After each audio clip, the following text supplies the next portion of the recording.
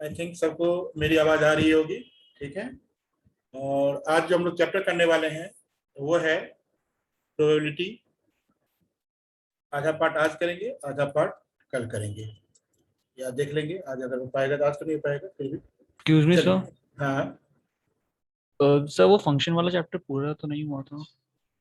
Function वाले chapter में domain range तक हो गया था, उसमें कुछ क्वेश्चन रह गया था। और बताओ कौन सा टॉपिक रह गया है उसमें। तो मतलब उसके सारे फंक्शंस नहीं कराने थे। सारे फंक्शंस में गेट कांस्टेंट फंक्शन करा दिए थे। इस आपने लॉग वाला नहीं कराया था ना। लॉग वाला नहीं है ना आपको सीबीएसई में। अच्छा। हाँ, ओके सर। एनसीईआरटी में लॉग नहीं है। और ओके सर। टाइप, हाँ इसीलिए मैंने नहीं पढ़ा। मैंने कल, आपको याद होगा मैंने बोला था आरटी समाज से जब क्वेश्चन करो तो लॉग का क्वेश्चन छोड़ देना। Yes sir. हाँ, तो वो नहीं देंगे।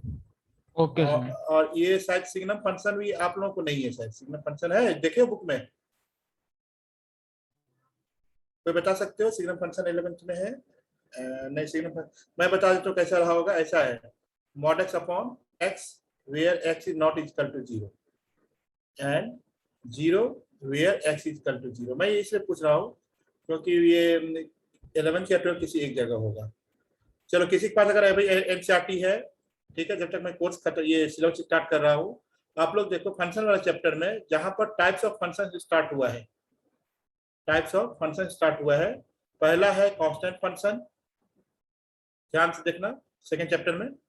और उसके बाद polynomial function, rational function, greatest, मैं ये बस मेमोरी वाइज बता रहा हूँ हमको ध्यान। ग्रेटेस्ट इंटीजर फंक्शन, बस। और अगर आपको लगे ये सिग्नम फंक्शन है तो बता दो, तो फिर मैं उसको बता दूंगा। चलिए, और उसके बाद जो डोमेन रेंज में क्वेश्चन था उसमें बस अंडर रूट वाला था, मॉड है आपको। उसके बाद साइन एक्स कॉस एक्स का है। साइन एक्स कॉस एक्स का एनसीईआरटी में नहीं है लेकिन आरडी शर्मा में है, लेकिन इसका कंसेप्ट एनसीईआरटी में दिया हुआ है इसलिए बताना पड़ा। और उसके बाद rational function P x by Q x, इसके लिए। और अच्छा, जो अभी बोले थे जरा माइक ऑन करो तो मैं उनका नाम नहीं देख पाया। हमें बताओ, आपके यहाँ लॉग पढ़ाया गया है स्कूल में? Yes sir. आपके यहाँ लॉग पढ़ाया गया है देवांश स्कूल में? यस सर, पढ़ा पढ़ा दिया था उन्होंने। अच्छा चलो ठीक है, तो मैं भी पढ़ा देता हूँ। ठीक है, देखो कुछ यस कुछ सर। छूटना, हाँ कुछ छूटना नहीं चाहिए। चलिए, तो प्रोबेबिलिटी का भी थोड़ा सा देर बात करेंगे हम लोग। पहले अभी हम जो फंक्शन में है उसको देख लेते हैं। देखो, लिखो तो लॉग, क्योंकि बाई चांस क्वेश्चन आ जाएगा तो दिक्कत हो जाएगी। सारे बच्चे नोट करो, लॉग में क्या होता है, जो कि log P base Q is defined, बस सिंपल सी चीज बता देंगे, ज्यादा नहीं करेंगे इसमें। Is defined only and only, ध्यान से सुनो, only and only when p greater than 0, q greater than 0, q is not equal to 1। p greater than 0, q greater than 0 and q is not equal to 1। जब ये तीनों condition एक साथ satisfy होगा तभी जाके लॉग डिफाइन होगा, इसके अलावा लॉग डिफाइन नहीं होगा। ठीक है, जैसे यहाँ पर सबसे पहले, अच्छा, लॉग जो 1 की वैल्यू होती है वो हमेशा 0 होती है, ये समझ लेना, एक एक करके नोट करते चलो।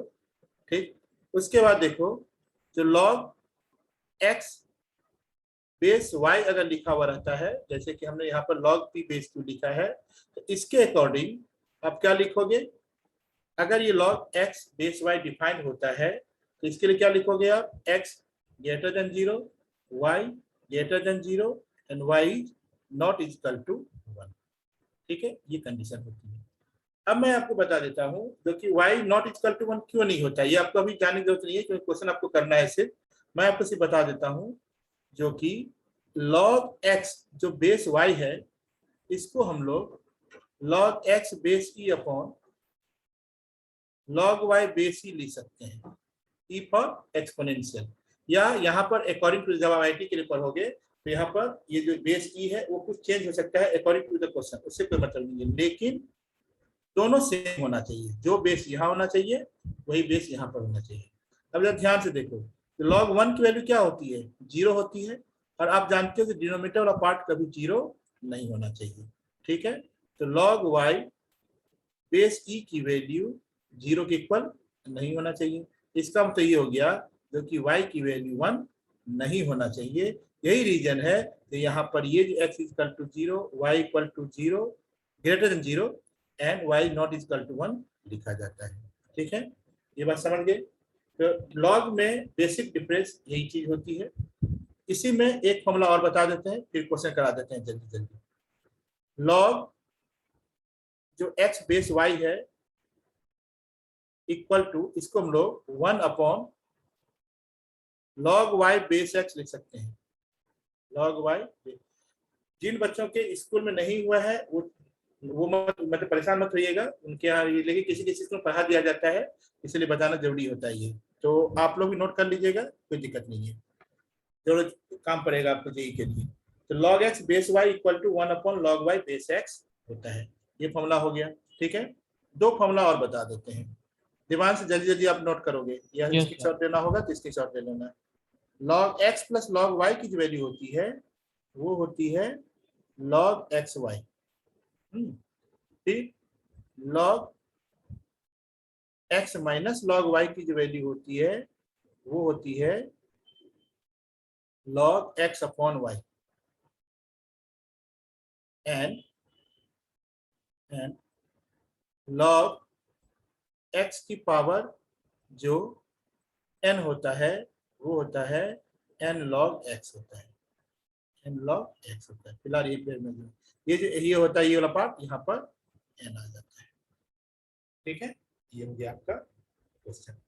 और एक फॉर्मूला और यहाँ पर, log बेस जितना यहाँ पर रहेगा वही सेम अगर यहाँ पर रहेगा, इसकी वैल्यू 1 होती है, इसकी वैल्यू 1। ठीक है, इससे ज्यादा पढ़ने की जरूरत नहीं पड़ेगी आपको, इसी में सारे क्वेश्चन बन जाएंगे अप टू 11 लेवल तक, उसके बाद नहीं, अप टू 11 लेवल तक। ठीक है, yes, उसके बाद इसको मैं मिटा दूं दिवांश। yes sir. अब देखिए, जब हम लोग लॉग की बात करते हैं तो log x बेस ई ये लिखा जाता है नॉर्मल फॉर्म, और इसको जब हम लोग जब ग्राफ ड्रॉ करते हैं तो ये ऐसे करके ड्रॉ करते हैं, जिसमें कि ये वैल्यू x होती है और ये वैल्यू y होती है। ठीक है, तो ये किसका ग्राफ निकला, ये log x का ग्राफ निकला, ये log x का ग्राफ निकला। इसका जो कोऑर्डिनेट होगा वो कितना होगा, 1,0 होगा, क्योंकि x की वैल्यू 1 पर y की वैल्यू 0 होगी। ठीक है, तो log x में जब डोमेन की बात आएगी, ध्यान से सुनना, जब डोमेन की बात आएगी तो इसका मतलब क्या होगा, जो value of x, value of x।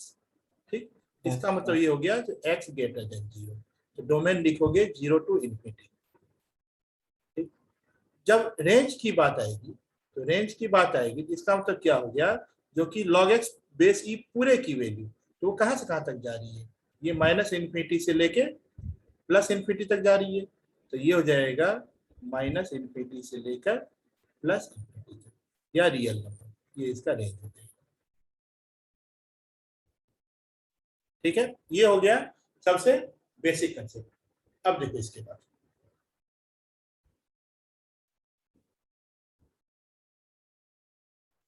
चलिए एक क्वेश्चन करते हैं, log a base abc plus log b base abc plus log c base abc की वैल्यू क्या होगी। Options are 0, 1, 2, 3। First question. Second, value of, सब लोग करते रहो इसको, वैल्यू ऑफ 1 अपॉन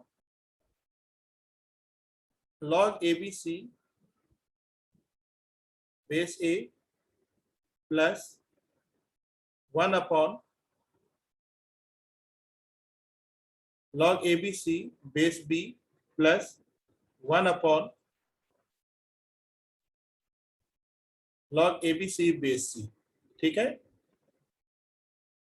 चलिए आंसर बताइएगा। Third,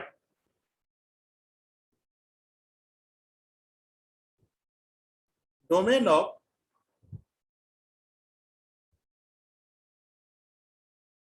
of log x minus 1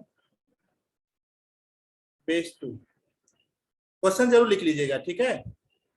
भले ही मतलब आंसर हो पाए ना पाए अलग बात है, हम आंसर भी बता देंगे आपको, कोई दिक्कत नहीं है। x plus 3 x plus 1 base में, ठीक है। फिफ्थ,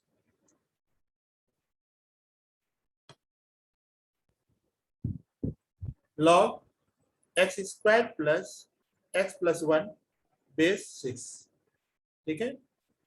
चलो ये हमने 5 क्वेश्चन अपने मन से रेंडमली ले लिया और एक एक करके मैं बता रहा हूँ। ओके, अगर आपसे हो जाए तो और बेटर है, नहीं होगा तो कोई दिक्कत नहीं है।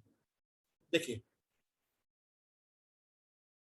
फर्स्ट वाले का answer, any guess?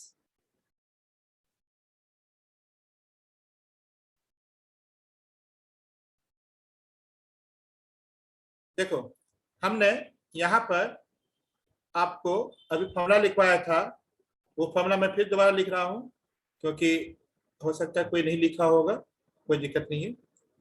log m plus, वहां पर मैंने x और y लिखा था, वो भी सही है। log n equal to log mn होता है, समझ रहे हो। तो ये सिर्फ 2 के लिए नहीं होता है, अगर 2 से ज्यादा है तो उसके लिए भी होता है। log m plus log n plus log p अगर है तो उसको हम लोग log m n p भी लिख सकते हैं, तीनों को मल्टीप्लाई करके भी लिख सकते हैं। तो यहाँ पर देखो, हाँ लेकिन इतना ध्यान रखना जो कि बेस सेम होना चाहिए, सब जगह बेस सेम होगा। ये बेस ई में है, बेस ई में है तो बेस ई में होगा।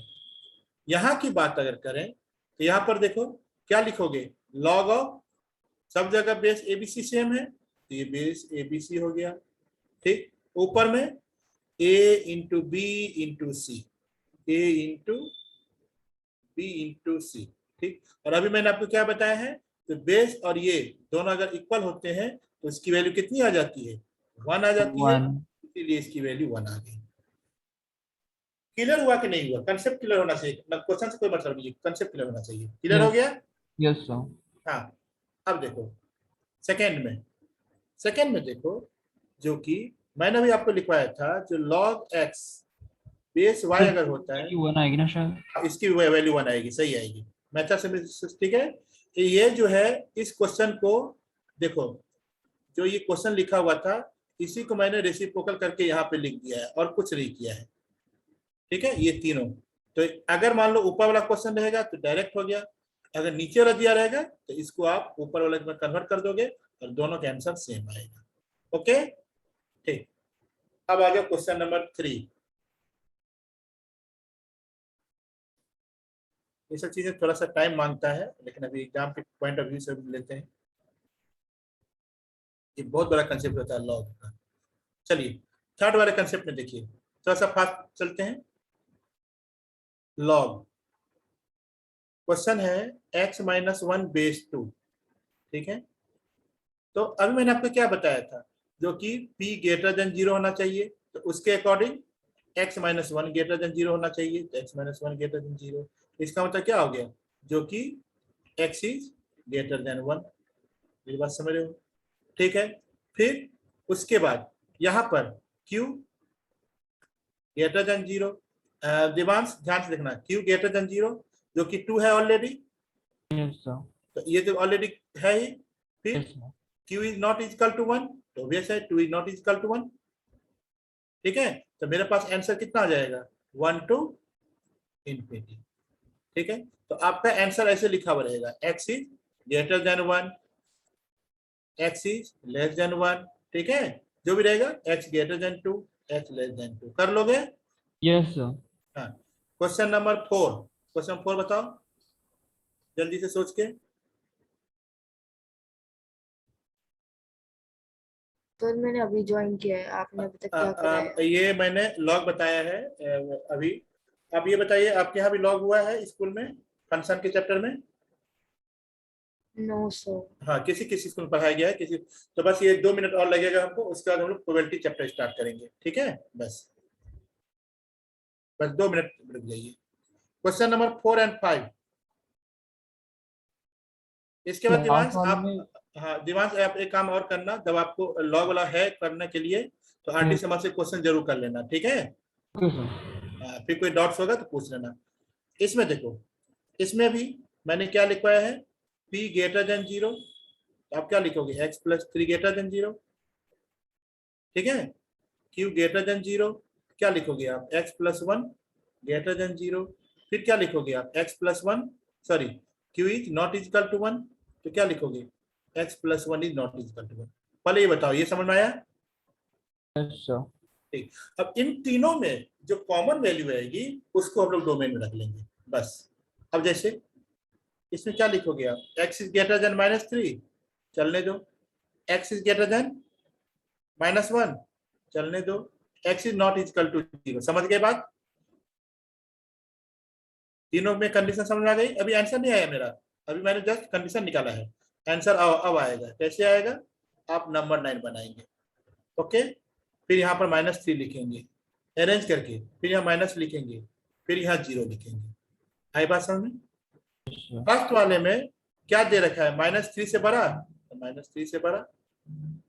सेकंड वाले में -1 से बड़ा, तो -1 से बड़ा। तो दोनों में कॉमन क्या है दिव्यांश, Sorry, sir. समझ नहीं आया. -1 से बड़ा। अभी पूरा आंसर नहीं आया, ध्यान से लिखना। -1 से बड़ा, तो हम लोग लिखेंगे answer -1 to infinity, but 0 is not included, समझ गए। Okay, sir. तो इसको आप ऐसे भी लिख सकते हो, -1 टू इन्फिनिटी -0, या आपके ऑप्शन में ऐसा भी लिखा सकता है, तो -1 से लेके 0 गया और फिर यूनियन 0 से लेके इन्फिनिटी तक गया, दोनों का मतलब सेम हो गया। इस बात को समझ गए। Yes, sir. ब्रैकेट का ध्यान रखना। चलिए, question number 5 is the last question, फिर करोगे आगे समझ से हो जाएंगे कंसेप्ट, थोड़ा सा ध्यान रखना। फिफ्थ क्वेश्चन में ये जो 6 मैंने लिखा है, इसके लिए तो कोई दिक्कत ही नहीं है, ग्रेटर देन 0 है एंड नॉट इक्वल टू 1 है। मेन प्रॉब्लम किसके लिए है, इसके लिए है। Yes, तो x² प्लस x प्लस 1 क्या होना चाहिए, ग्रेटर देन 0 होना चाहिए, ठीक है, होना चाहिए ना। yes, sir. अब आप बता सकते हो x की क्या वैल्यू आएगी यहाँ से,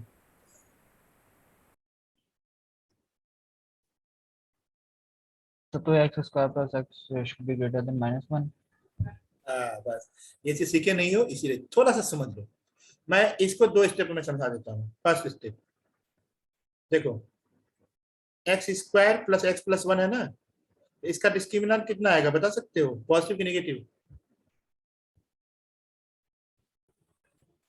तो पॉजिटिव आएगा सर. हमेशा पॉजिटिव कैसे आएगा, नेगेटिव नहीं आएगा। 20 का -4ac यस सर, नेगेटिव आएगा ये. नेगेटिव आएगा। जब आप पढ़े होगे, अभी पढ़े होगे या 10th में पढ़े होगे, तो जब इसकी वैल्यू डिस्क्रिमिनेंट अगर होती है, इसका मतलब क्या होगा, फंक्शन ऑफ एक्स हमेशा ग्रेटर देन 0 होता है। Yes sir. ये हमेशा ग्रेटर देन 0 होगा, मतलब आपके पास x की ऐसी कोई वैल्यू नहीं होगी जो कि इसको नेगेटिव बनाएगा या 0 भी बनाएगा। ये होगी एक कंसेप्ट।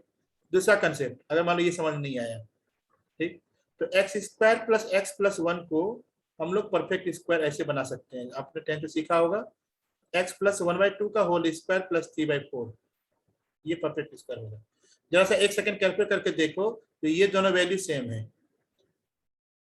दिमाग में कैलकुलेशन करके देखो,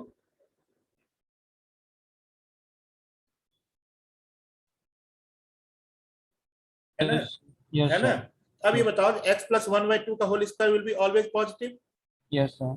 ये इसे प्लस 3/4 करोगे तो वो भी ऑलवेज पॉजिटिव। सर. इसका मतलब क्या हुआ, जो कि इसके लिए डोमेन क्या लिखोगे, x बिलोंग्स टू r लिखोगे, ठीक है। इतना टफ पूछेंगे नहीं, लेकिन मतलब एक बता दिया आपको। बाकी ऊपर वाले में आपको ये पूछ सकते हैं, फिर आप आरटी समा का क्वेश्चन कर लोगे। क्लियर हो गई बात। Yes sir. Thank you sir. Okay चलो, अब हम लोग आते हैं प्रोबेबिलिटी में। चलिए, अब हम लोग कॉमन चैप्टर है आज प्रोबेबिलिटी का।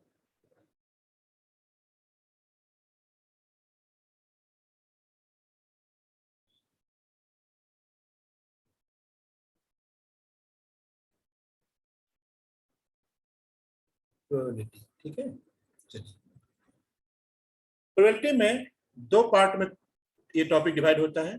ठीक है, तो सबसे पहला में ये होता है सिंपल सी बात, इसमें से भी दो क्वेश्चन आ जाएंगे। देखिए सबसे पहले आता है आपका सैंपल, नोट मत कीजिएगा तो फटाफट कोशिश करते हैं, जैसे जैसे आपको बताते चलते हैं। सिंपल, फिर होता है इवेंट, फिर होता है प्रोबेबिलिटी। आप लोग जितना तक जानते हुए रखते हैं उतना तक आप लोग छोड़िएगा, जो नहीं जानते वही फटाफट फटाफट नोट कीजिएगा। ठीक है, सैंपल, सैंपल का मतलब ये होता है जो कि कोई भी चीज हम लोग अगर लेते हैं उसको मैक्सिमम से मैक्सिमम कितने पार्ट में हम लिख सकते हैं। ठीक है, जैसे आप लोगों को पढ़ना है क्वाइन। ठीक है, पहले स्टार्ट करते हैं। क्वाइन में हेड और टेल होता है, हेड और टेल होता है, तो नंबर ऑफ सैंपल हो जाएंगे 2 फॉर ए सिंगल क्वाइन। ठीक है, फॉर ए सिंगल क्वाइन। अब अगर मान लो यहाँ पर 2 क्वाइन अगर है, 2 क्वाइंस अगर फेंके जाते हैं तो सिंपल हो जाएंगे। सैंपल मतलब हेड हेड, क्योंकि हमको मालूम है इसलिए मैं जल्दी जल्दी लिखता हूँ और आप लोग ध्यान से करिएगा। टेल हेड, ठीक है, और टेल टेल।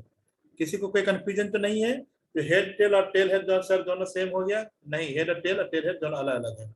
ओके, जब 3 क्वाइंस की बात आती है तो यहाँ पर ही प्रॉब्लम आ जाती है सैंपल लिखने में, और आपको तो 4-4 क्वाइंस तक पढ़ना है, तो जरा ध्यान से सुनिएगा। तो सबसे पहली बात ये, जो कि अगर m क्वाइंट्स अगर होते हैं, इसको नोट कर लीजिएगा। m क्वाइंट्स अगर होते हैं तो सैंपल जो होता है वो 2 की पावर m होता है। सैंपल 2 की पावर m होता है। ठीक है, पूछ सकता है क्वेश्चन। ठीक, अब अगर हम पूछें, जो कि अब आप लोग आंसर देना शुरू कीजिएगा। अगर मान लीजिए हमने 4 क्वाइन को फेंका तो नंबर ऑफ सैंपल जल्दी बताइए।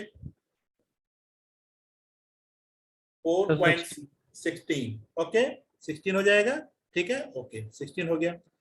अब ये आप बताओ, जो कि हमें लिखना है वो कौन कौन से सैंपल होते हैं। ठीक है, तो मैं इसका मेथड बता देता हूँ, फिर हम लोग आगे बढ़ते हैं। देखिए 2 के लिए तो कोई दिक्कत नहीं है, 3 से दिक्कत होती है। तो 3 में कितने सैंपल बनेंगे? 8 सैंपल बनेंगे, 8 सैंपल बनेंगे। ठीक, अब वहां पर बच्चों की दिक्कत होती है, हेड हेड टेल टेल करके लिखे, नहीं ऐसे नहीं लिखना है। मैं आपको मेथड बता देता हूँ। जितना सैंपल बनता है उसको आधा करते चलो। 8 हो गए, 8 का आधा 4, 4 का आधा 2, 2 का आधा 1, जब तक 1 ना आए। ठीक, इस 8 को छोड़ दो। अब यहाँ पर 4 है तो देखो 4 बार हेड ऐसे करके और 4 बार टेल। अब आपको मैं प्रोबेबिलिटी के अंदर ले जा रहा हूँ, थोड़ा सा दिमाग से काम कीजिएगा क्योंकि टाइम थोड़ा कम है। 4 बार हेड, 4 बार टेल, उसके बाद 2 बार हेड, 2 बार टेल, 2 बार हेड, 2 बार टेल, फिर 1 बार हेड, 1 बार टेल, 1 बार हेड, 1 बार टेल, 1 बार हेड, 1 बार टेल, 1 बार हेड, 1 बार टेल। ये आपका सैंपल बन गया, और इसमें आपको कहीं कोई कंफ्यूजन होगा ही नहीं, कोई भी सैंपल छूटेगा ही नहीं। ठीक है, क्योंकि क्वेश्चन दिक्कत आ जाती है। तो अगर मान लो 16 का करना रहेगा तो आप क्या करोगे? पहले 8 बार हेड, 8 बार टेल, फिर 4 बार करके जाएगा। ओके, चलिए अब मैं इसमें क्वेश्चन पूछ रहा हूँ। यहाँ पर सैंपल बन गए 8। ठीक है, हमें ये बताइए, अगर आपसे पूछा जाए फटाफट, number of one at least one head, number of मतलब sample at least one head, at least one head. किसी को अगर कोई लगे सर बहुत जल्दी चल रहे हैं तो रोक देना हमको। ठीक है, हम मेरे दिमाग में थोड़ा सा ये है कि आप लोगों को आता है ये सब चीजें, बस थोड़ा सा सिंपल बना। 7/8। नहीं, प्रोबेबिलिटी मैंने नहीं बताया, मैंने सिर्फ नंबर ऑफ सैंपल पूछा है, प्रोबेबिलिटी में नहीं मैंने। Number of sample at least one head. ठीक है, तो एटलीस्ट वन हेड मतलब ये टेल हटा देंगे, सैंपल 7। आई बात समझ में? ठीक, और बताओ जो कि at most one head sample, 2। At most one head 2। बाकी लोग समझ रहे हो, कोई दिक्कत नहीं है? फिर से मैं बता देता हूं जिनको समझ नहीं आया, एटलीस्ट वन हेड का मतलब ये हो गया या एक हेड, दो हेड या तीन हेड। ठीक है, तो यहाँ पर आप इतना इसको काउंट मत करने लगेगा, उसमें देखिएगा कौन सा ऐसा टर्म है जिसमें कि एक भी हेड नहीं है, तो कौन सा टर्म है। टेल टोटल है 8, 8 में से एक माइनस कर दो, 7 लिख दिए। ठीक, नहीं अगर टाइम काउंट करने का है तो काउंट करो। At most one head, at most one के हेड का मतलब हो गया या तो एक भी हेड नहीं है या तो मैक्सिमम से मैक्सिमम एक हेड है। तो एक भी हेड नहीं तो एक ये हो गया, और मैक्सिमम से मैक्सिमम एक हेड ये हो गया। अच्छा, एटमोस्ट वन हेड में आप हमने दो के कारण बता दिया, एक ही दो ही कैसे होगा जी, एक ये होगा एटमोस्ट वन हेड में, ये भी होगा, ये भी होगा, 4 न होंगे। Yes yes yes. हाँ देखो, ये मैंने दीवान पर लिख दिया मैंने ये 2, तो मैं ध्यान से सुनना, जिनके 4 आए थे वो सही है। ठीक है, 0 होंगे या तो फिर 1 होंगे। ओके, एटमोस्ट 2 हेड पूछेगा तो 2 हेड वाले भी काउंट कर देंगे। चलिए ये बात समझ गए, ये हो गया सिंपल की बात। क्वाइन में, डाई में देखो, डाई में 1 2 3 4 5 6। ओके, 6 सैंपल होते हैं, 6 होते हैं। ठीक, मान लो जो कि एन डाई है, एन डाई है, आप लोगों को दो मैक्सिमम से मैक्सिमम पढ़ना है, तो कितना हो जाएगा 6 की पावर एन। ओके, हो सकता है आपसे पूछा जाए जो कि अगर हमने 3 डाई को फेंका then number of samples are, options are 6 36 216 512। बताइए जल्दी से।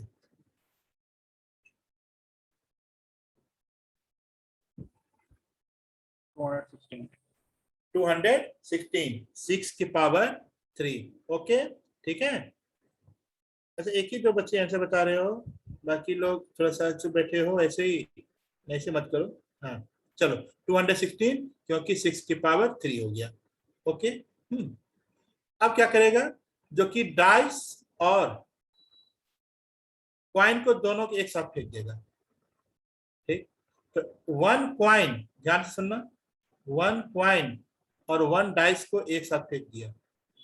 ठीक है, तो क्वाइन में कितने बनेंगे 2, डाइस में कितने बनेंगे 6, तो टोटल हो गए 2 × 6 इक्वल टू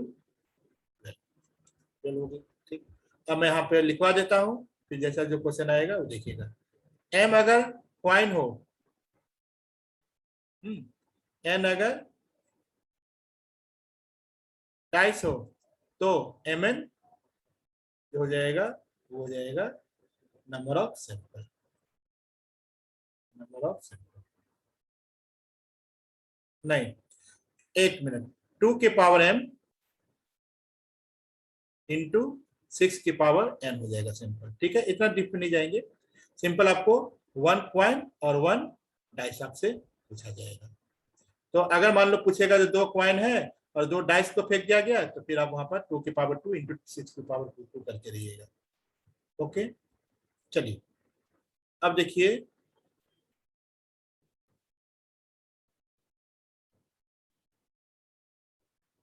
इवेंट, इवेंट में आपको क्या होगा, जो कि जो सैंपल गिवन होते हैं, जो सैंपल मेरे पास गिवन होते हैं, उसी के अंदर में से हमको इवेंट निकालना होता है, और उस इवेंट को लेकर डिवाइडेड बाय जो सैंपल करते हैं, that is known as probability. ठीक है, तो प्रोबेबिलिटी का फॉर्मूला होता है equal to event by sample. ठीक है, इसमें आप लोगों को एक इम्पॉसिबल इवेंट दे रखा है, ठीक है, और एक इम्पिटी इवेंट दे रखा है। दोनों का मतलब सेम ही हुआ, जिसमें कि एक भी इवेंट नहीं बन सकता है, उसमें आपका इम्पॉसिबल होगा, और उस कंडीशन में प्रोबेबिलिटी 0 होगी। जैसे हमने क्वाइन को फेंका, आंसर बताइएगा, हमने क्वाइन को फेंका, find the probability of getting 3, बताओ। और क्वाइन को फेंकने जिसमें 3 कहां से आएगा, तो प्रोबेबिलिटी 0 हो जाएगा। ठीक है, इम्पॉसिबल होता है। ठीक, उसका पूछा जाएगा, क्वाइन को ही फेंका गया, ठीक, क्वाइन को फेंका गया, और find the probability of getting head, obvious है 1/2, बोलने की जरूरत नहीं है। टेल का भी 1/2 है। ओके, उसके बाद डाइस है, तो 1 2 3 4 5 6 ये आ गया। ठीक, अब इसमें से जो पूछेगा तुम्हारे पास, जो कि find the probability of getting even number.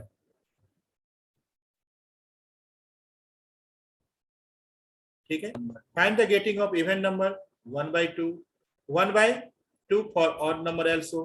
ठीक है, उसके बाद और दे, इसे मान लो, चलो एक और लेते हैं क्वेश्चन, बस अभी सिंपल से बता, ए और बी दो डाइस को फेंके, ए और बी दो डाइस हैं, दोनों को हमने फेंका।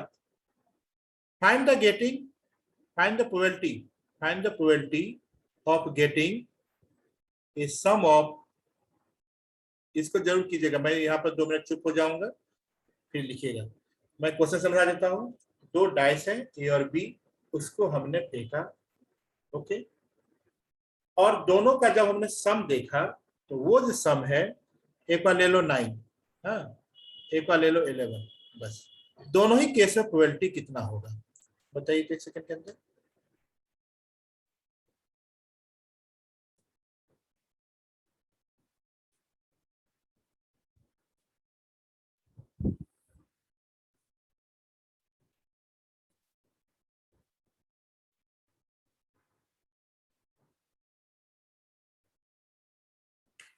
अच्छा, जो मैंने अभी जितना क्वेश्चन अभी ऑब्जेक्टिव में लिखवाया है, सारे क्वेश्चन बुक्स में है।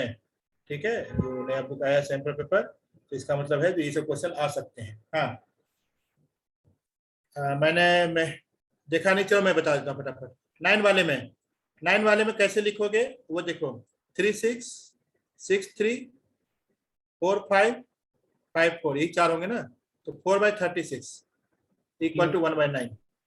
ठीक है, 11 में 6 5 5 6, तो ये हो जाएगा 2/36 इक्वल टू 1/18। ये आपका हो गया। ठीक है, सब लोग समझ गए। इसके बाद देखो,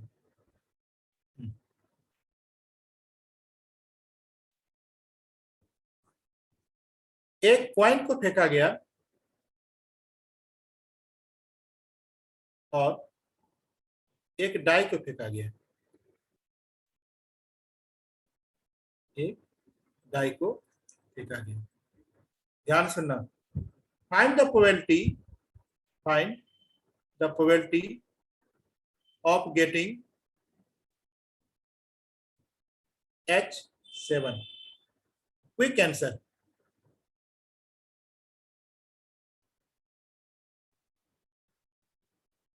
अब उसे सोचने वाली बात क्या है यार, जैसे ही मैंने 7 दिया, इम्पॉसिबल है, दैट विल बी 0। एक बता 7 तुम कहां से खोज पाओगे इसमें, ये तो बस देखे और 0 लगाए। ठीक है, चलो H6, इसका आंसर बताइए।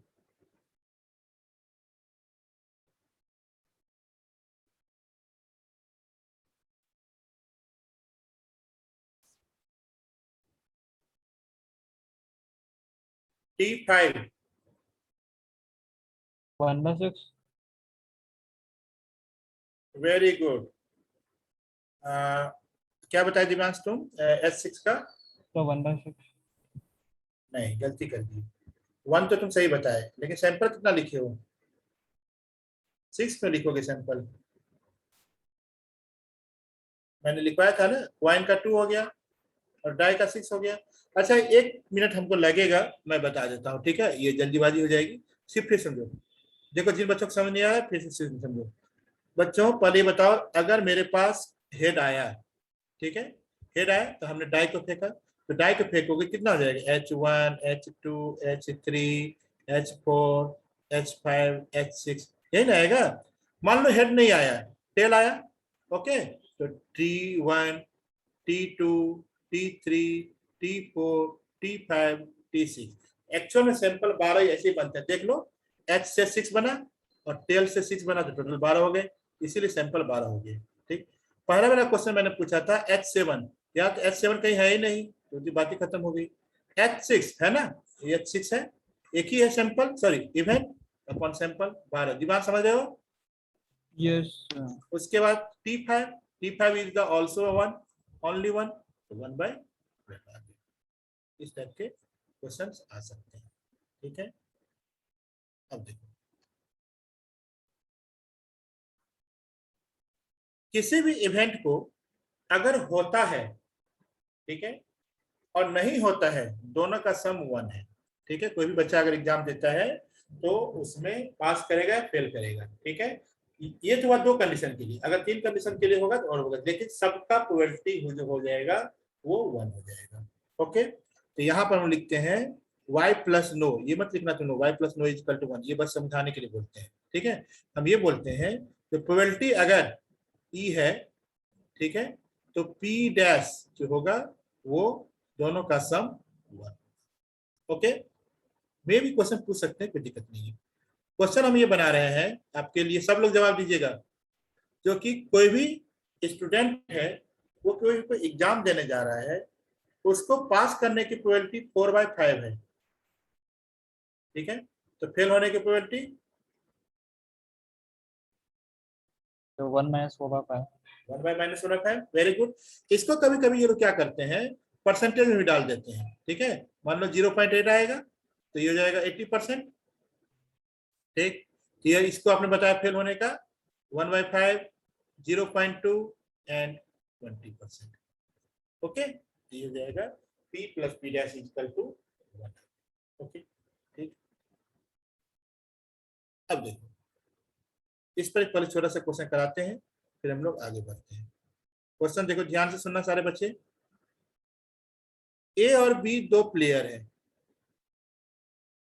ठीक है। आप लोग क्वेश्चन मत लिखना, ऐसे लिखना if A and B are 2 players, ठीक। ये दोनों गेम खेलना स्टार्ट करते हैं, ओके। ए जो है, इसके जीतने की प्रोबेबिलिटी 3/4 है, ठीक। और इसका जीतने की प्रोबेबिलिटी है बी का, वो है 1/2, 1/2 है। मेरी बात समझ रहे हो? ए और बी 2 प्लेयर हैं, किसी गेम, मान लो हमने लूडो खेलना है, सबसे अच्छी बात, ए और बी है, लूडो खेलना है, हम और तुम लूडो खेलना है, ओके। हमारे जीतने की प्रोबेबिलिटी 3/4 है क्योंकि हम तुमसे बड़े हैं, और तुम्हारी हार जीतने की प्रोबेबिलिटी 1/2 है, ओके। ये 1/2 हो गया। अब हमने गेम को स्टार्ट किया। अब लूडो का मतलब क्या हो गया, तो जैसे मेरा 6 आ गया, हम जीत गए, बात खत्म। अगर हम नहीं जीते तो फिर तुम्हारे पास डाइस जाएगा, फिर तुमको जीतना होगा। मान लो खेल को हमने स्टार्ट किया, खेल को हमने स्टार्ट किया, तो हमारे जीतने की प्रोबेबिलिटी क्या है, एक क्वेश्चन, ठीक है। तो हमारे जीतने की प्रोबेबिलिटी अगर निकल जाएगी तो 1 में से हम अपने वाले जीतने की प्रोबेबिलिटी निकाल लेंगे, तो तुम्हारी जीतने की प्रोबेबिलिटी हो जाएगी, सिंपल सी बात। क्वेश्चन क्लियर हो गया सबको? चलिए Yes. अब करने की बात करते हैं, ध्यान से सुनना, बहुत मजेदार क्वेश्चन सब होते हैं ये सब। चलिए, सबसे पहले हमने स्टार्ट किया, मेरा लक इतना अच्छा है जो हम जीत गए, तो ये हो गया खेल खत्म। या मतलब और हम नहीं जीत पाए तो हम हार गए, तो हम हार गए ए डैश, ठीक। जीतना अभी हम ही को है, तुमको नहीं जीतना है, तो तुम भी हार गए। फिर डाइस मेरे पास आया तो हम जीत गए, अभी काम नहीं बना, ठीक। या फिर मेरे पास आया तो हम फिर हार गए, फिर तुम हार गए, फिर हम हार गए, फिर तुम हार गए, फिर हम जीत गए। ये चेन समझ में आ रही बात कैसे हो रही है? फिर से बता दे रहे हैं। पहली बार हमने डाइस को फेंका, मेरे पास 6 आ गया, भैया खेल खत्म हो गई, ठीक। दूसरी बार हम हार गए, मेरे 6 नहीं आया, आता है लूडो कितने बार आता है, तुम्हारे पास भी नहीं आया, जितना भी हम ही को है। फिर तीसरे बार मेरा लक्ष्य साथ दिया, हम जीत गए, ठीक। फिर चौथे वाले में भी यही हुआ, तो हम हार गए, फिर तुम हार गए, फिर हम हार गए, फिर तुम हार गए, फिर हम जीत गए। ये थोड़ा सा टिपिकल क्वेश्चन बन जाएगा अगर आता है तो, किसके इसमें क्या आ जाएगा हमें नहीं मालूम, इसलिए बताना पड़ता है। प्लस डॉट डॉट, अब ये इनफाइनाइट तक चला जाएगा। कभी कभी ऐसा होता है क्योंकि डाइस से जीत पकड़ लेता है तो वो नहीं आता, 1 तो एकदम से ही नहीं आता है, ठीक। अब जरा ध्यान से सुनना, ए जीत गए तो 3/4, मैं कैलकुलेशन पूरा नहीं बताऊंगा, मैं बस ओरली करूंगा। ए डैश हार गए तो 1/4, बी डैश हार गए 1/2, ये जो 1/2 आया है 1 माइनस 1/2 आया है, इनटू फिर जीत गए हम 3/4 प्लस हम हार गए 3/4, ये जीत गए, फिर सॉरी यहाँ पर 1/4 आएगा ना, हम हार गए तो, है ना, हम हार गए, फिर तुम भी हार गए, फिर हम हार गए, फिर तुम हार गए, फिर हम जीत गए, और इस तरीके से डॉट डॉट इनफाइनाइट चलते चला गया। ठीक है, देवांश ये सब सब लोग समझ गए। ठीक है, ये इनफाइनाइट सीरीज चला जाएगा। बाई चांस क्वेश्चन आ गया तो 2 मार्क्स का क्वेश्चन रहेगा और बहुत कम बच्चे कर पाएंगे। अब ये एक सीरीज बन गया, इसको हम लोगों ने पिछले क्लास में पढ़ा था सीक्वेंस सीरीज में, इनफाइनाइट टर्म्स ऑफ सीरीज। मैं फिर यहाँ पे बता देता हूँ, जो कि जिनके स्कूल में आरडी अच्छी तरह से पढ़ाया गया होगा उनके यहाँ बताया गया होगा इनफाइनाइट टर्म सीरीज। मैंने भी बताया आपको, एनसीईआरटी में फॉर्मूला नहीं है। इसका फॉर्मूला मैंने क्या बताया था, याद है किसी को? एस इन्फिनिटी का फॉर्मूला बताया था a upon 1 minus r, 1 minus r होता है, ये मैंने बताया था। यहाँ पर a कितना होगा जी? 3/4, ये हो गया 3/4। r कितना होगा? ये जो 3/4 है ये कैंसिल हो जाएगा, तो ये हो जाएगा 1/8 हो जाएगा। तो एस इन्फिनिटी का फॉर्मूला क्या लगाओगे? a upon 1 minus r, 3/4 upon 1 minus 1/8 equal to 3/4 upon 7/8। ये सब बहुत प्रचलित क्वेश्चन सब है। हेलो, सर आप इसमें आ कैसे कैलकुलेट किया? Second term by first term, okay है ना। ये हो जाएगा 8/7, ये देखो कितना आ गया 2 इक्वल टू 6/7। तो 6/7 जो है ये हमारे जीतने की प्रोबेबिलिटी है। तुम्हारे जीतने की प्रोबेबिलिटी कितनी होगा जो हो जाएगी? 1 माइनस 6/7 1/7। ठीक है, अगर ये क्वेश्चन आ गया तो ध्यान से सुनना। क्वेश्चन एक लाइन का होता है, if A and B start the playing the game this and this, इसका इसको करना होता है। ओके, चलिए, हो गया, समझ में आ गई बात? नोट कर लो जल्दी से अगर नोट करना चाहते हो तो, नहीं तो फिर रहने दो। चलिए मिटा रहे हैं हम। ओके, अब इसके बाद एक क्वेश्चन और बनता है, फिर हम लोग नेक्स्ट टॉपिक पे बढ़ेंगे। क्वेश्चन ये बनता है, जो हमने 3 बच्चे को कोई क्वेश्चन दिया, ध्यान से सुनना। हमने यहाँ पर जो 3-4 बच्चे जो बैठे हुए हो, मैंने किस सबको क्वेश्चन दिया। सब obviously सबका मेंटल एबिलिटी अलग अलग होता है। मैंने इस क्वेश्चन को ध्यान से सुना क्योंकि इसमें 3 टाइप के क्वेश्चन बनते हैं। ओके, हमने क्वेश्चन दिया, ए को सॉल्व करने की प्रोबेबिलिटी है वो 1/2 है, बी को सॉल्व करने की प्रोबेबिलिटी है वो 1/3 है, और सी के जो सॉल्व करने की प्रोबेबिलिटी है 1/4 है। ये इसका क्या कहता है? ये इसका दिमाग का साथ में दिखाता है, आईक्यू दिखाता है और कुछ नहीं। मतलब अगर हम कोई प्रॉब्लम अगर सॉल्व लेते हैं, ए जो है उसकी प्रोबेबिलिटी 0.5 है, मतलब आधी है, आधी है। ठीक है, ये प्रॉब्लम सॉल्व है, हमने बच्चे को दे दिया। ओके, अब पहला क्वेश्चन, मेरे पास प्रॉब्लम सॉल्व होके आ जाना चाहिए। तो क्वेश्चन है find the probability such that problem solved, problem solved, problem solve होना चाहिए। ठीक है, उसके बाद फिर आगे बताते हैं। आप लोग अपना करना शुरू कीजिए, मैं तब तक क्वेश्चन रिपीट कर देता हूँ। 3 स्टूडेंट हैं, 3 स्टूडेंट हैं, तीनों स्टूडेंट को हमने एक कोई भी क्वेश्चन दे दिया। मान लो को कोई क्वेश्चन दिया, ए जो कर रहा है उसका 1/2 है, बी जो कर रहा है वो उसका 1/3 है, सी जो कर रहा है 1/4 है। अब तुम लोग खुद ही सोच सकते हो, ए जो है वो सबसे इंटेलिजेंट है क्योंकि उसके 0.5 है, बी 0.3 है, सी 0.25, सी थोड़ा सा बच्चा वीक है। चलो, हमको उससे कोई मतलब नहीं है, ठीक, बट सॉल्व कोई भी कर सकता है। हमारे पास प्रॉब्लम सॉल्व करके आ जाए, बात खत्म। ठीक है, तो अब यहाँ पे क्या सोच सकते हो तुम लोग? क्या तीनों बच्चों को सॉल्व करके दे दे तभी मेरे पास आंसर आएगा? दिवांश, अगर एक बच्चा भी कर देगा तो आ जाएगा। हाँ, वेरी गुड। ठीक है, तो देखो यहाँ पर जो है, मान लो हमारे पास एक भी बच्चा दे दिया बाकी दो बच्चा नहीं भी, हम ये नहीं कह रहे वो नहीं कर सकते हैं, कर सकते हैं भाई, कोई दिक्कत नहीं है। एक भी मेरे पास आंसर बच्चा दे दिया तो मेरे पास answer, उसको बोलते हैं हम लोग at least one student, at least one student. ठीक है, अब यहाँ पर नोट करो, ठीक है। एटलीस्ट का मतलब ये होता है, एटलीस्ट, एटलीस्ट का मतलब ये होता है one minus totally no, totally no, one में से टोटली नो को माइनस कर दो तो एटलीस्ट। इतना ध्यान रखना, ये बहुत दूर तक काम देगा तुमको, पहले भी काम देगा फिर के बाद काम देगा। तो मेरे पास एटलीस्ट वन है, जरा सा दिमाग से तुम सोचो, अगर हम ये ऐसा करने बैठे, जब बैठे थे क्या, जो कि ए हमको दे दे और बी डैश सी डैश नहीं दे, या ए नहीं दे बी डैश सी डैश, तो ये कितना कॉम्बिनेशन बनेगा। ठीक है, तो हम क्या कर रहे हैं, हम ये मान के चल रहे हैं कि हमारे पास एक भी आंसर नहीं आया, एक भी बच्चा आंसर नहीं दिया, एक भी बच्चा आंसर नहीं दिया, तो उसके लिए जो प्रोबेबिलिटी होगी वो ए डैश बी डैश और सी डैश तीनों का मल्टीप्लिकेशन होगा।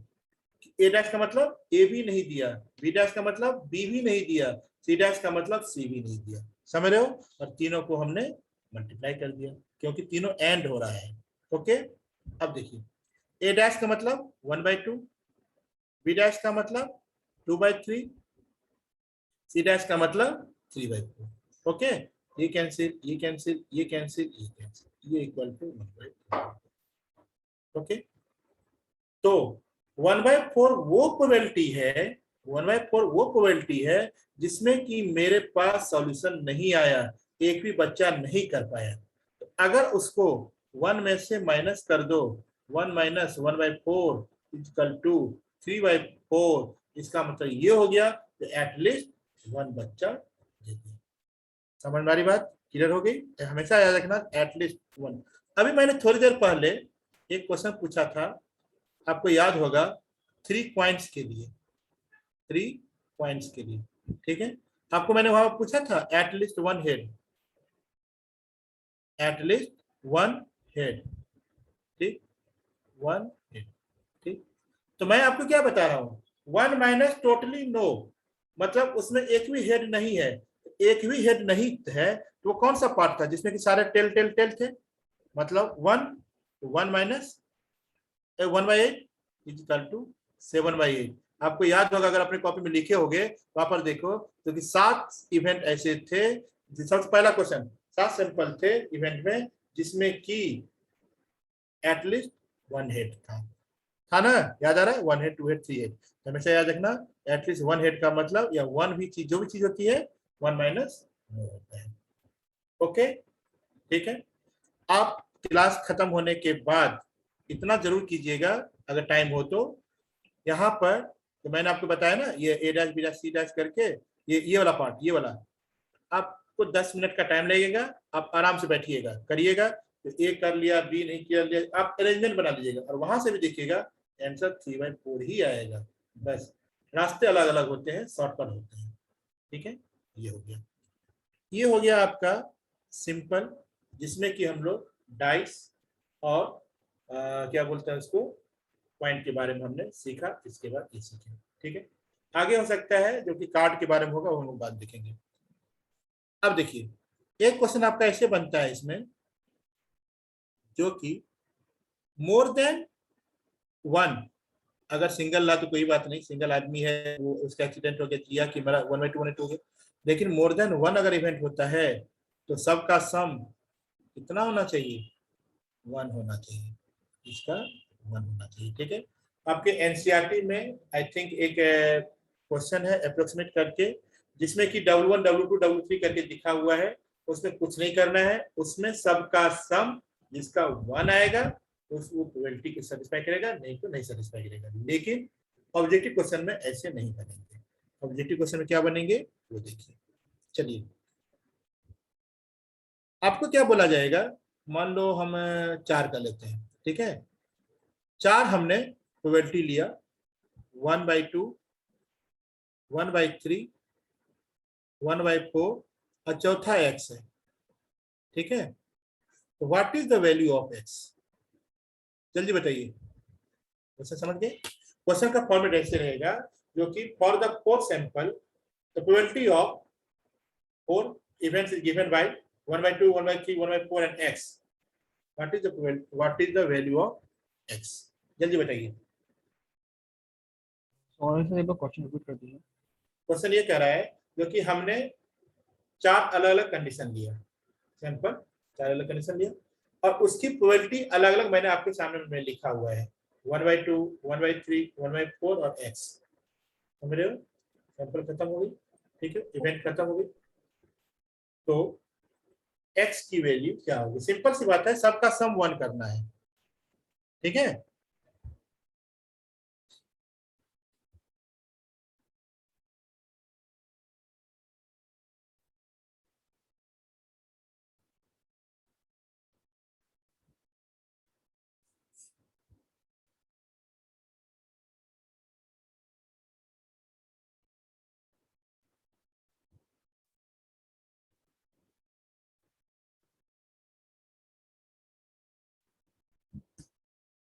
अच्छा, आप लोगों को ना मतलब है टॉपिक, अच्छा खासा टॉपिक है, माइनस तो नहीं आ सकता है। माइनस ही आ रहा है, वो -1/2 आ रहा है, -1/2 आ रहा अच्छा, जिसका मतलब है जो कि डेटा हमको सुधारना पड़ेगा, ठीक है। डेटा मैंने अपने आप से दिया था, हाँ ये ज्यादा आ गया ना, सही बात है, ठीक है। तो मान लो यहाँ पर 1/12 लेना, मतलब कंसेप्ट समझ गए ना, 1/13 है, सबका सम आपको 1 करना होगा, ओके। ये डेटा के कारण ऐसा हो गया, आपका नेगेटिव आ गया, तो एक कहने का मतलब ये, चलो ठीक है, मैं ऐसे करता हूँ, मैं एक क्वेश्चन दे ही देता हूँ, तो फिर दिक्कत हो जाएगी। चलिए, अच्छा सैंपल हमने 4 लिया था ना, तो ये 1/2 कभी हो ही नहीं सकता है, ये ध्यान रखना पड़ेगा, ठीक है। जैसे एक क्वेश्चन ये है, 6 सैंपल का दिया हुआ है, 1/6, 1/6, 1/6, 1/6, 1/6, कॉमा x। अब बताइए,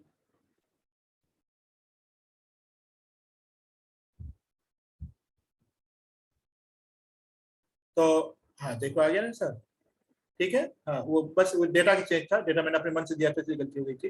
तो ये भी 1/6 होगा, क्योंकि देखो 6 में नीचे में 6 है, ऊपर में, या तो तुम 1 2, ये बहुत आसान क्वेश्चन बन गया, ठीक है, इतना आसान क्वेश्चन देंगे नहीं, तो देंगे वैसा ही क्वेश्चन जैसे मैंने ऊपर में बना के दिया था, बस डेटा अलग रहेगा। 1 में से आपको सबको प्लस करके 1 में से माइनस करना ही पड़ेगा, और कोई उपाय नहीं है। चलिए, अब देखिए, आपके पास और एंड, नॉट, ठीक है, तो ध्यान से सुनिए। और का मतलब ये होता है जो कि कोई भी अगर आप सैंपल निकालते हैं, प्रोबेबिलिटी अगर निकालते हैं, ठीक है, तो तुम भी आ जाओ या हम भी आ जाएं, तुम भी खा लो या हम भी खा लें, कुछ भी इवेंट अगर होती है, कोई भी सिंपल गति होती है, कोई भी प्रोबेबिलिटी अगर होती है, तो और में हम लोग P1 प्लस P2 करते हैं, P1 प्लस P2 करते हैं। इसके बारे में क्वेश्चन हम लोग कल कर पाएंगे, अभी बस इतना याद रखना, P1 प्लस P2 कर पाते हैं, ठीक है। अभी मैं एग्जाम्पल बताऊंगा आपको ध्यान से, ठीक है।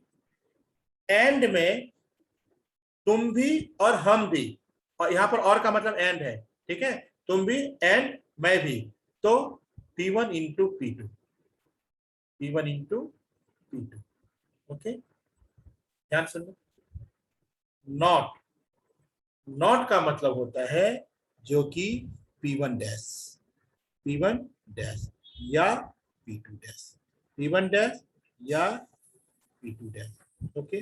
P1 डैश का मतलब 1 माइनस P1, P2 डैश का मतलब 1 माइनस P2, समझ गए, ठीक है। ये लोग बात, तो ये तो सबसे लास्ट वाला तो बहुत आसान है, ये और एंड का कंसेप्ट हम बताते हैं, ध्यान सुनो। अभी मैंने एक क्वेश्चन लिया था ABC वाला, बच्चे वाला, जिसमें 3 एग्जाम्पल दिए थे, इसमें हम 2 ही ले रहे हैं, A और B, 2 स्टूडेंट हैं, प्रोबेबिलिटी सॉल्व करने की 1/2, 1/3, ठीक है। इस क्वेश्चन को करने के बाद हम छुट्टी कर देंगे, और उसके बाद आप ध्यान सुनो। क्वेश्चन वही है, मैंने वहां पर 3 का लिया था, यहाँ पर 2 है, और एंड का कंसेप्ट समझो, क्योंकि और एंड में फिर आपको नेक्स्ट क्लास में सेट थ्योरी के अकॉर्डिंग मैं फॉर्मूला बताऊंगा, तो वहां पर ध्यान रखना पड़ेगा। सुनो, मेरे पास प्रॉब्लम सॉल्व होके आ जाए, सॉल्व होके आ जाए, ठीक। तो एक तो टेक्निक वो हो गया जो कि मैंने अभी आपको बताया था, क्या, 1 minus no, 1 minus no. 1 minus no का मतलब, अच्छा नो का मतलब क्या हो गया, जो कि कोई भी नहीं कर पाया, A dash into B dash. Devansh यही होगा ना, Yes, sir. ए डैश, ध्यान सुनना, ये जो इंटू है यहाँ पर, अगर किसी को पहली क्वेश्चन है, डॉट नहीं है, ये इंटू है। मैं फिर बता दे रहा हूँ, दोनों बच्चे में से कोई भी नहीं कर पाए, तुम भी नहीं कर पाए, हम भी नहीं कर पाए, ठीक है, कोई बात नहीं, मैं भी नहीं कर पाया तो तुम भी तो नहीं कर पाए, इसीलिए यहाँ पर ए डैश इंटू बी डैश हो गया। तो 1 माइनस 1/2 इंटू 2/3, 2/3 क्यों हो गया, क्योंकि बी डैश हो गया, ठीक है, समझ रहे हो। तो ये हो जाएगा equal to 1 minus 1/3 equal to 2/3। ये मेरा आंसर आ गया पिछले वाले क्वेश्चन से। लेकिन अगर इधर से करेंगे, ध्यान से सुनो, पहले हम फॉर्मेट लिखते हैं, उसका कंसेप्ट लगाएंगे। एक ए सॉल्व कर लिया, साथ ही साथ बी सॉल्व नहीं किया, ए डैश इंटू बी, एक क्लियर होगी बात। फिर या मतलब एक कंडीशन खत्म हो गई, ए डैश इंटू बी खत्म होगी, या मतलब और मतलब प्लस। सब लोग समझ रहे हो। मैं फिर दोबारा बताऊंगा, 2 मिनट का टाइम लेके। ए नहीं किया, सॉरी ए तो कर लिया, पहले वाले में ए नहीं किया था, दूसरे वाले में ए कर लिया, बी नहीं किया, बात समझ आ गई। फिर भी मेरे पास आ गया, कंसेप्ट सही है। तीसरे वाले में या दोनों कर लिए, तो दोनों कर लिए मतलब ए डैश इंटू बी डैश कर दिया। अब ये बताओ, ये कंसेप्ट समझने में किसी को अगर कोई दिक्कत है तो मैसेज बॉक्स में जाके लिख सकते हैं, मैं फिर से दोबारा बता देता हूँ, फिर से बता देता हूँ।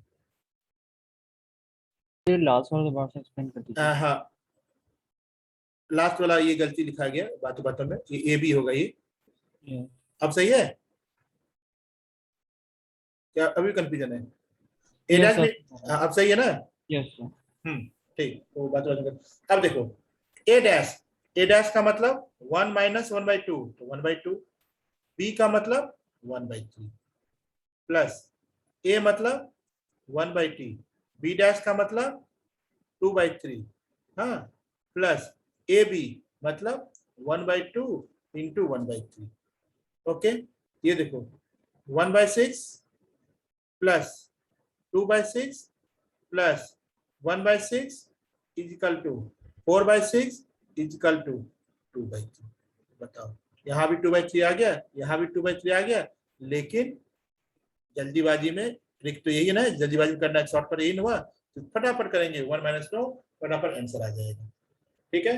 अब इसको करने बैठोगे तो देखिए तुम्हारे सामने ए डैश बी डैश लिख देते बातों बातों में, इसमें थोड़ा सा गलती होती है, लेकिन जब और एंड एंड का कंसेप्ट होता है तब ये बताना पड़ता है, तभी समझना पड़ता है। तो हमेशा याद रखो, ए और बी और का मतलब प्लस, एंड का मतलब मल्टीप्लाई, ठीक है। अब मैं यहाँ पे 2 क्वेश्चन दे रहा हूँ, फटाफट आंसर बताइएगा जल्दी से, ये आपके सीबीएसई में आ सकते हैं, ठीक है।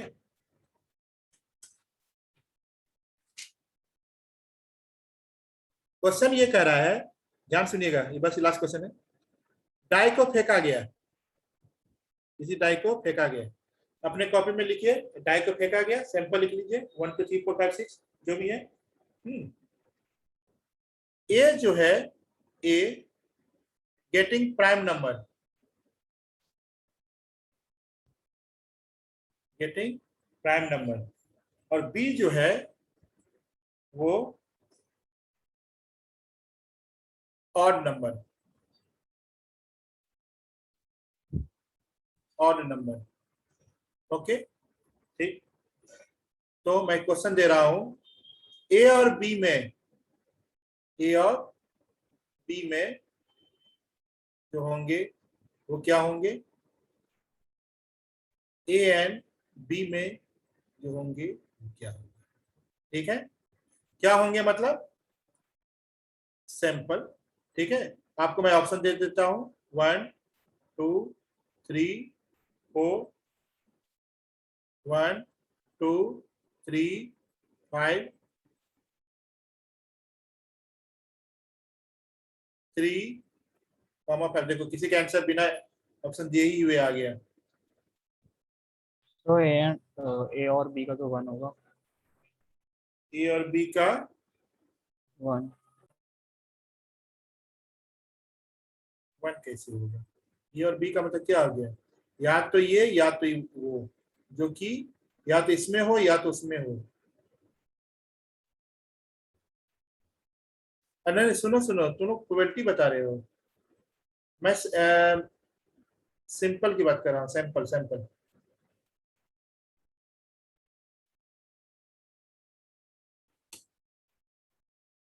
प्रोबेबिलिटी तो खैर होना पड़ोगे, सैंपल का बता रहा हूँ, ठीक है।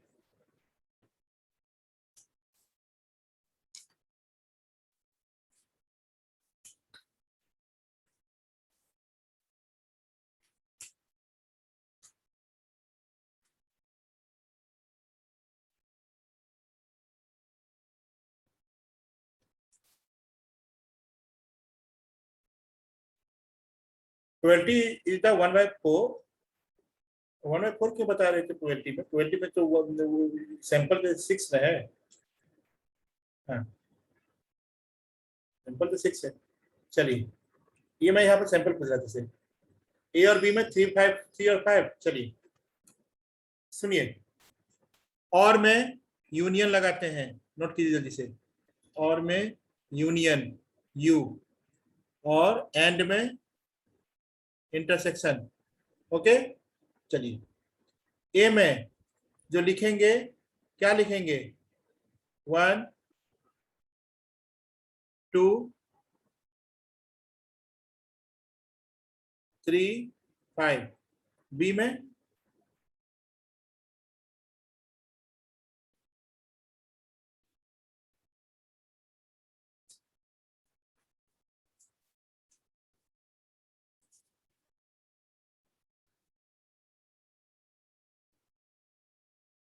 ऑड नंबर है, बी में तो क्या लिखोगे? 1 3 5। हमें क्या लेना है? यूनियन। Yes sir. आपने उल्टा बता दिया है, जो जो लिखे हैं में से। हाँ, तो यूनियन क्या क्या लिखोगे आप? 1 2 3 5, ये वाला ऑप्शन ए और बी में। एंड में क्या लिखोगे? इंटरसेक्शन। क्या क्या इंटरसेक्शन है? 3 5 3 5, इस वाले में ये आंसर है। दिवांश समझ गए इस बात को? Yes sir. हाँ, और में यूनियन एंड में इंटरसेक्शन। ये क्वेश्चन चूंकि आपके मतलब आया हुआ है सैंपल पेपर में, इसलिए मैंने करवाया है, तो इसको ध्यान रखिएगा। 20 का मतलब नहीं, 20 बाद देखेंगे। तो ये सैंपल आ गया जिसमें कि और में यूनियन प्लस करते हैं, एंड में इंटरसेक्शन और मल्टीप्लाई करते हैं। ठीक है, फिर जब हम लोग कल मिलेंगे तो फिर इसके आगे करेंगे। कल से पढ़ के रखिएगा।